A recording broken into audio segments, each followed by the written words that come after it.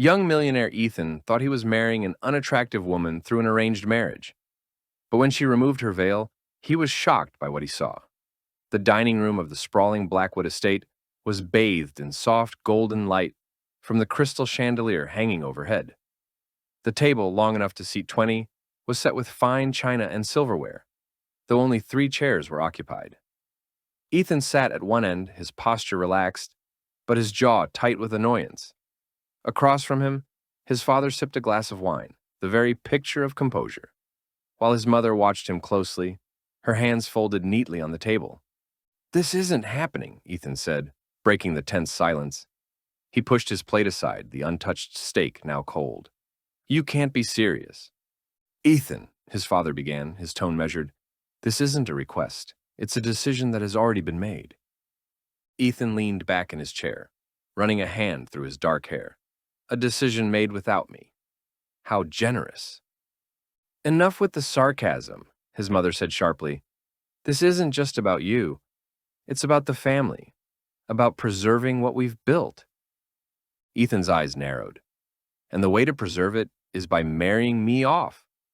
Like it's the 18th century to a woman I've never even met?"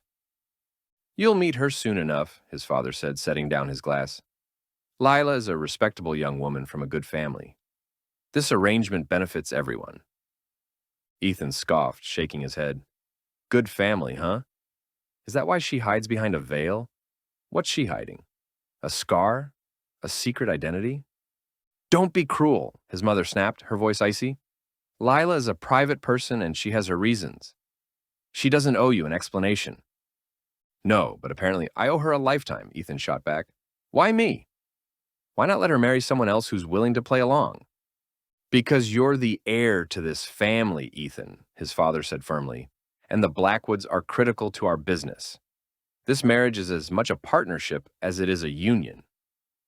Ethan let out a dry laugh. "So it's a transaction? Great.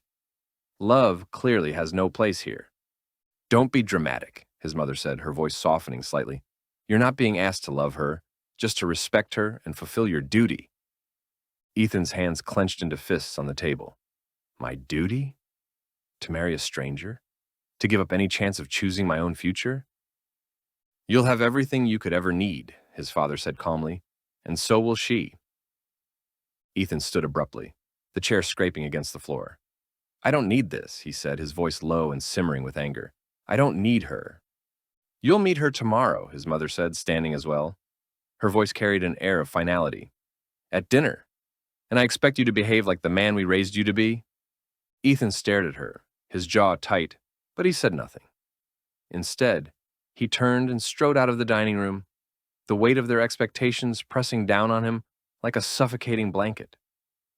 Upstairs in his room, Ethan poured himself a glass of whiskey and stared out the window at the city lights twinkling in the distance. The anger coursing through him was sharp and unrelenting. An arranged marriage to a woman who wouldn't even show her face? It felt like a bad joke, a relic from a time long past. He downed the whiskey in one gulp, the burn doing little to dull the edge of his frustration. Tomorrow, he thought bitterly. Tomorrow he would meet this Lila and see what kind of game his parents were playing. One thing was certain. He wasn't going to make this easy for anyone. The next evening, the Blackwood estate was abuzz with quiet activity as the staff prepared for dinner. Ethan arrived in his parents' formal sitting room, his expression carefully neutral, though his frustration simmered beneath the surface.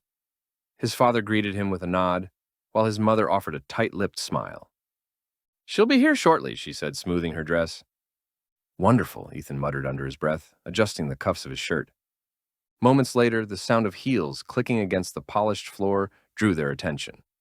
Ethan looked up as a woman entered, escorted by an older man he recognized as one of the Blackwood patriarchs. She moved with grace, her posture straight and composed. A long veil covered her face, flowing down to her shoulders, leaving only her strikingly sharp eyes visible. They were an unusual shade of gray, bright and piercing, almost as if they could see through him. "Ethan," his mother said, stepping forward with a welcoming smile. "This is Lila." Lila inclined her head slightly, her voice calm and measured. "It's a pleasure to meet you, Ethan." Ethan hesitated, his gaze fixed on her veil. He extended his hand automatically, but his mind was racing. Likewise, he said, though his tone lacked conviction. They were seated around the dining table, the atmosphere stilted and formal. Ethan found it impossible to focus on the small talk being exchanged between their parents. His attention kept drifting back to Lila, to her stillness, her measured responses, and most of all, to the veil that obscured her face. Halfway through dinner, Ethan could no longer contain his irritation. He set down his fork and turned to Lila, his voice low but pointed. "You don't have to keep that on, you know. No one here is going to judge you." His mother shot him a warning glance, but Lila remained unbothered, her eyes flicking toward him, calm and steady. "I appreciate your concern," she said softly, "but I prefer to keep it on." Ethan raised an eyebrow. "Why? Are you hiding something?" "Ethan!" his mother hissed, her tone sharp with disapproval. "It's fine," Lila said, her voice never wavering. She turned to Ethan, her gaze unwavering. "I'm not hiding anything that matters. What's under the veil isn't relevant to our arrangement." Ethan leaned back in his chair, his arms crossing over his chest. "Arrangement. That's an interesting word for marriage." Lila tilted her head slightly, her tone unflinching. "Isn't that what this is? An arrangement? Your parents need an alliance, and my family needs the same. There's no need to complicate it with unnecessary emotions or expectations." Her words landed like a slap, leaving Ethan momentarily stunned. "So that's how you see it," he said, his voice edged with sarcasm. "No love, no compassion, just a business deal." Lila's gaze didn't falter. "Do you believe otherwise?" Ethan opened his mouth to respond, but no words came. Instead, he felt a wave of frustration and confusion. She was so calm, so composed, as if this entire situation didn't bother her at all. "I want to know who I'm marrying," he said finally, his voice quieter but no less firm. "Not just your name or your family. I want to know you." Lila regarded him for a moment before speaking. "You will, in time. But for now, all you need to know is that I understand my role in this union. I hope you'll understand yours." Her words struck a nerve. Ethan felt his cheeks flush with anger. But before he could respond, Lila's father cleared his throat, breaking the tension. "Perhaps we should move on to dessert," he suggested, his tone light but firm.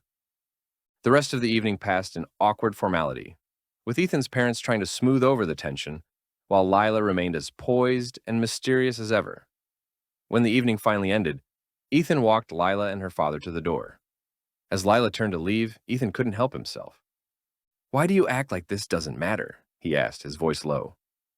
Lila paused, her hand on the doorframe. She turned her head slightly, her eyes meeting his. "It matters, but not in the way you think." And with that, she stepped out into the night, leaving Ethan standing there, his frustration mingling with a flicker of curiosity he couldn't quite shake. The day of the wedding arrived with all the grandeur and opulence one would expect from a union between two wealthy families. The venue was a sprawling estate adorned with fresh flowers and sparkling chandeliers. Guests in designer suits and gowns milled about, exchanging pleasantries and speculations. Ethan stood at the end of the aisle, his posture rigid, his expression betraying his frustration. The ceremony, though extravagant, felt hollow to him, a stage set for a performance he had no interest in giving. When Lila entered, draped in an ornate white gown with a veil that covered her entirely, the room fell silent. Her movements were graceful, her presence commanding, but the veil remained firmly in place, concealing her face. Ethan's jaw tightened as she approached. He could feel the weight of every pair of eyes in the room, the hushed murmurs barely hidden behind polite smiles. "She still won't take it off," someone whispered behind him. "Maybe there's a reason," another voice murmured. The ceremony proceeded with a strange formality. Vows were exchanged. Rings slipped onto fingers, and the officiant pronounced them husband and wife. "You may kiss the bride," the officiant said, his tone warm. Ethan hesitated, glancing at Lila. She inclined her head slightly, but made no move to lift her veil. With a resigned sigh, Ethan placed a brief kiss on the fabric covering her cheek. The gesture was perfunctory and distant. Polite applause followed, but Ethan could feel the tension in the room, the unspoken judgments of the guests. The reception was a lavish affair. held in a grand ballroom filled with champagne, music, and laughter. But the atmosphere between Ethan and Lila remained cold. They sat at the head table, side by side, yet worlds apart. Ethan sipped his drink in silence, his eyes scanning the crowd. He caught snippets of conversations, the words cutting through the celebratory air like shards of glass. Why wouldn't she show her face? Maybe she's hiding something. Can you imagine marrying someone like that, just for a business deal? Ethan clenched his jaw, the shame and anger bubbling beneath the surface. He stole a glance at Lila, who remained composed, her posture elegant. She seemed utterly unfazed by the whispers, her veil still firmly in place. When the evening finally drew to a close, Ethan and Lila were escorted to the private suite prepared for them. The tension between them was palpable as they entered the room, the door closing softly behind them.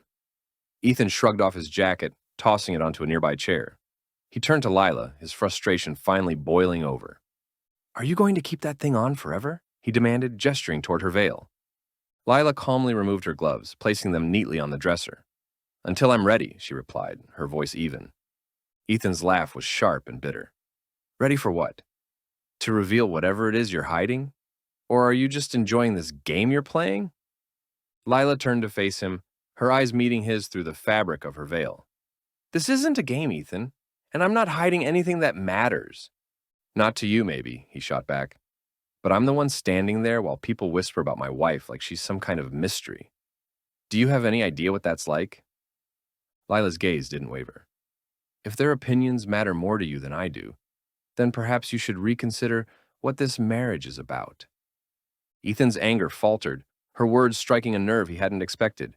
He ran a hand through his hair, exhaling sharply. "I just want to know the truth, Lila. Why won't you let me see you?" "When the time is right," she said simply. "And who decides that?" "I do," she replied, her tone unwavering. Ethan stared at her, his frustration and confusion tangling into a knot he couldn't untangle. Finally, he turned away, pouring himself a glass of whiskey from the suite's bar. "Fine," he said, his voice clipped. "Keep your secrets, but don't expect me to wait forever." Lila didn't respond. Instead, she sat down at the vanity, removing her earrings with practiced care. Her silence filled the room, heavy and unyielding. Ethan downed his drink, the burn doing little to ease the ache in his chest. This was not the life he had imagined, and yet he couldn't shake the feeling that there was more to Lila than she let on. As the night wore on, they retreated to opposite sides of the suite, the distance between them as vast as ever. But in the quiet moments before sleep, Ethan found himself wondering, not for the first time, what lay beneath the veil. The days following their awkward wedding passed in a blur of strange silence and polite distance. Ethan avoided Lila as much as possible, retreating to his office or taking long drives to escape the confines of the mansion. Yet, despite his frustration, he couldn't help but notice small things about her, the way she moved through the house, always graceful and composed, or the way she seemed to carry an air of quiet authority. It was during one of these moments of observation that Ethan stumbled upon an unexpected scene. Late one morning, Ethan was in the sunlit study, sifting through documents for a merger proposal that had hit a roadblock.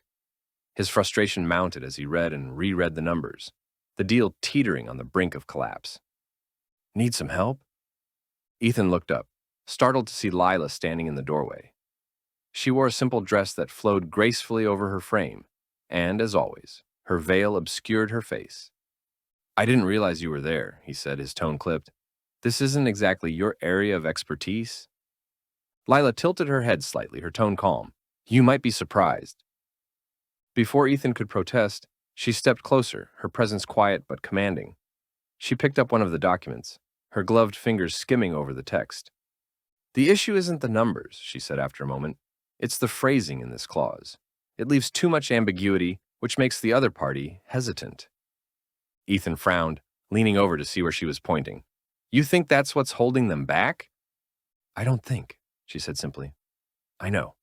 Tighten the language, specify the terms, and they'll sign." Ethan stared at her, surprised. "How do you even know that?" Lila set the paper down, her posture relaxed. "I may not be part of your world, but that doesn't mean I'm ignorant of how it works."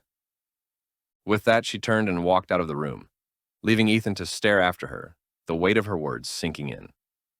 A few days later, Ethan encountered Lila again in an unexpected setting. He was walking through the garden on his way to the garage when he heard laughter coming from the kitchen. Curious, he paused at the open doorway and peered inside. Lila was standing near the counter, her veil still in place, as she chatted with the kitchen staff. Her voice was warm and engaging, and the employees seemed genuinely delighted by her presence. "You've outdone yourself with the pastries today, Mrs. Hale," Lila said, her tone sincere. "They look almost too good to eat." Mrs. Hale, the head cook, beamed. "Oh, you flatter me, Mrs. Blackwood." "But it's true, isn't it? I've been perfecting that recipe for weeks." Lila laughed softly, her hands clasped in front of her. "Well, if you ever need a taste tester, you know where to find me." Ethan watched as the staff responded to Lila with affection and respect. Their demeanor relaxed and open despite the veil. She had a way of making people feel seen and valued, a trait Ethan hadn't expected. As he turned to leave, he couldn't shake the image of Lila standing there, her warmth and poise completely at odds with the distant, enigmatic figure he had imagined her to be.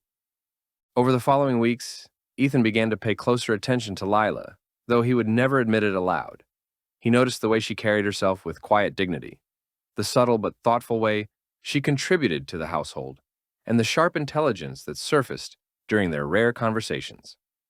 One evening during dinner, she asked about his work, her question surprisingly insightful. "How is the merger coming along?" she asked, her voice steady but curious. Ethan hesitated, unsure whether to brush her off or engage. Finally, he set down his fork. "It's complicated. The other party is still hesitant, despite the changes we made."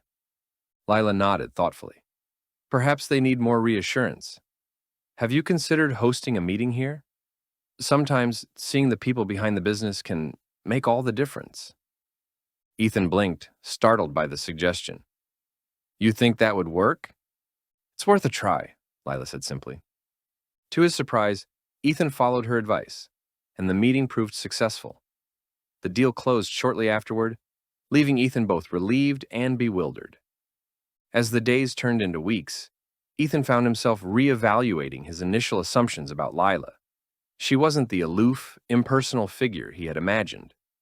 Beneath the veil was a woman of intelligence, kindness, and depth. A woman who seemed to navigate the world with a quiet strength he hadn't expected. Yet, despite everything he had observed, the veil remained an ever-present reminder of the distance between them. One night, as he sat alone in his study, Ethan found himself staring out the window, his thoughts consumed by Lila. She was nothing like he had anticipated, and yet he couldn't shake the feeling that there was still so much he didn't know. For the first time, he wondered if the problem wasn't her reluctance to reveal herself, but his own failure to truly see. The tension between Ethan and Lila had been building for weeks, an unspoken weight that hung in the air between them. Despite the moments of mutual respect and surprising insight, the veil remained a constant reminder of the distance that still existed. One evening, as the sun dipped below the horizon and cast long shadows across the mansion, Ethan found himself unable to hold back any longer. He sought out Lila in the library, where she often retreated with a book in hand. She was seated in her usual chair by the window, the soft glow of a nearby lamp illuminating the veil that still concealed her face. "Lila?" Ethan began, his tone sharper than he intended. She looked up, her gray eyes calm but watchful. "Yes? We need to talk," he said, stepping closer. Lila closed her book and set it aside. "What is it that you want to talk about?" Ethan stood there for a moment, unsure of how to begin. There was so much he wanted to say, yet the words felt tangled in his throat. Finally he spoke, his voice low and steady. This marriage, this whole arrangement, I don't know if I can keep doing this. I thought I was marrying someone I couldn't even respect. Someone who didn't care enough to be honest with me. But now, I see you in ways I didn't expect. You're more than just the mystery behind that veil. But I still don't understand why you won't show me who you really are. Lila didn't flinch at his words. She sat in silence for a moment, her expression unreadable. Finally, she rose from her chair, the soft rustle of her gown the only sound in the room. She walked slowly toward him, her movements graceful but deliberate. As she reached him, she paused and looked up, her gray eyes piercing through the veil. "You're right, Ethan," she said softly. "I have kept myself hidden. But it wasn't because I wanted to play games. It's because I needed to protect myself. And I wasn't sure if you would understand." Ethan frowned, frustration creeping back into his voice. "Protect yourself from what? From me?" "Not from you," Lila replied, her voice tinged with a sadness that caught Ethan off guard. "But from the expectations of others. From the weight of everything that comes with this life. With the Blackwood name." Ethan's chest tightened. He didn't know what she was getting at, but there was something vulnerable in her tone that he hadn't heard before. "What do you mean?" Lila took a deep breath, her hands folding in front of her. "You asked me why I keep the veil on. It's because I've been taught all my life that I should never show vulnerability, that I should never let anyone see me as I truly am. The woman behind the veil is not someone who is supposed to be noticed. She is supposed to fulfill her role quietly, without drawing attention." Ethan's mind raced as he absorbed her words. He hadn't expected this. "But you're not like that. You're not just some prop or piece of furniture. I know you have more to offer than that." Lila gave him a small, almost wistful smile. "I know that now. But, at the time, it was easier to hide behind the veil than to confront the truth of who I am. My family has always expected me to be perfect, to never let anyone see my flaws. But it's exhausting, Ethan. Always trying to meet those expectations. Always feeling like I'm not enough." Ethan felt a pang of guilt wash over him. He had been so focused on his own frustrations, his own sense of being trapped, that he hadn't stopped to truly consider what Lila might be going through. He reached out, his hand hovering between them, before he lowered it to his side, unsure of what to do with his emotions. "Lila, he began, but his words faltered. She took a step closer to him, her expression softening. "I want to be seen, Ethan, but I need you to see me as I am. Not as the perfect Blackwood daughter, not as the wife you're expected to have, but as someone who is trying to find her place in all of this too." Ethan swallowed hard, the weight of her confession settling on him. He took a deep breath, steeling himself. "I don't know if I can give you everything you need, Lila, but I want to try. I want to know you, all of you." For the first time since their marriage, Lila's expression shifted, her lips curving into a small but genuine smile. "Then let's start there. No more secrets. No more veils." Ethan stepped closer, a sense of resolve forming within him. As if on cue, Lila slowly, hesitantly, reached up and lifted her veil. The fabric fell to the floor in a gentle cascade, revealing her face, her sharp features, her striking gray eyes, the faint trace of a scar on her cheek that she had always hidden. But to Ethan, it wasn't the scar that mattered. It was the vulnerability in her eyes, the raw honesty he hadn't expected. For a moment, neither of them spoke. The silence between them was heavy, but not uncomfortable. It felt like a moment of understanding, a moment where they could finally begin to truly know each other. Ethan reached out, his hand trembling slightly, and gently cupped her face. Lila didn't flinch. Instead, she closed her eyes at the touch, her breath steady. "I see you," he whispered, his voice thick with emotion. Lila opened her eyes, meeting his gaze. "And I see you too." In that moment, the years of expectations, the tension between them, seemed to melt away. They were no longer strangers bound by an arrangement. They were two people, standing together, ready to discover what their union could truly become, beyond the roles they were supposed to play, beyond the veils they had hidden behind.